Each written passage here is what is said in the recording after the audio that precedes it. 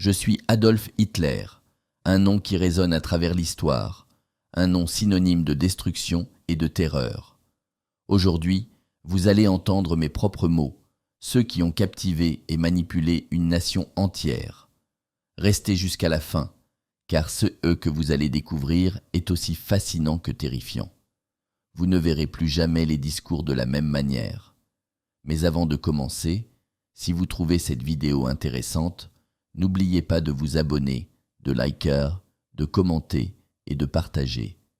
Votre soutien est essentiel pour continuer à dévoiler la vérité historique.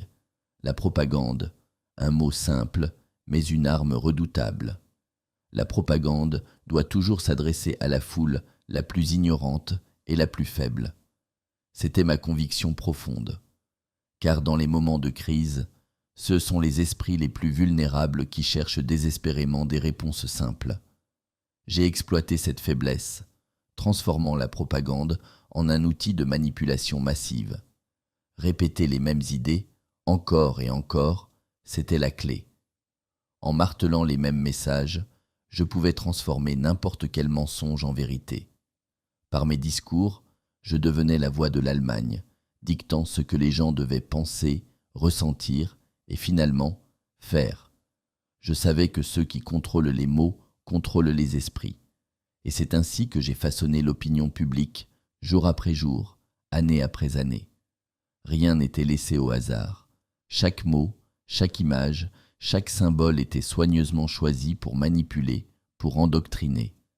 La pureté du sang, c'était le fondement de mon idéologie. Si vous ne combattez pas pour gagner, alors ne vivez pas. Pour moi, il n'y avait pas de place pour la faiblesse ou la diversité raciale dans l'Allemagne que je voulais bâtir.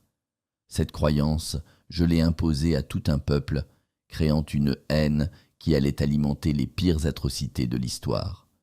Chaque discours, chaque décret que j'ai prononcé renforçait cette idée, une nation pure, débarrassée de tout, ce que je considérais comme inférieur.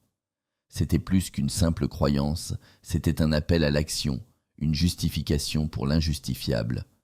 Je savais que pour construire un Reich éternel, il fallait d'abord éliminer ceux que je voyais comme des menaces internes.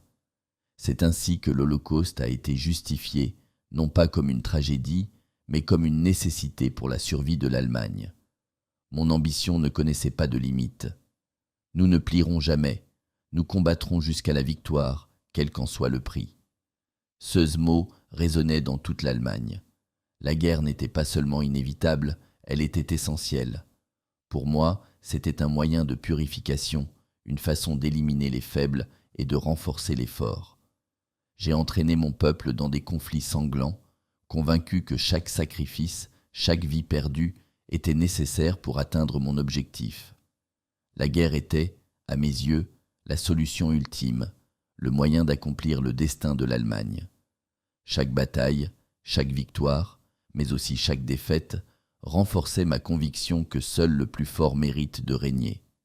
Et pourtant, je savais que la guerre que j'avais déclenchée ne pouvait que se terminer dans le sang et la destruction. Même lorsque tout était perdu, je refusais de voir la vérité. Si la guerre est perdue, le peuple n'est rien. Ces mots, je les ai prononcés alors que l'Allemagne sombrait dans le chaos. Plutôt que de reconnaître la défaite, j'ai choisi la destruction totale. Mon refus d'accepter la réalité a conduit à une fin tragique, non seulement pour moi, mais pour des millions de personnes. En choisissant de tout détruire plutôt que de céder, j'ai condamné un peuple, un pays et un continent à la ruine. Ce que j'ai accompli n'était pas une victoire, mais une tragédie d'une ampleur incommensurable. Mes paroles, mes actes, tout cela doit être un avertissement. L'histoire nous montre que les idées, lorsqu'elles sont mal utilisées, peuvent conduire à des horreurs inimaginables. Si cette vidéo vous a appris quelque chose, n'oubliez pas de vous abonner, de liker, de commenter et de partager. Ensemble, continuons à révéler les leçons du passé pour construire un avenir meilleur. N'oublions jamais, les mots peuvent tuer,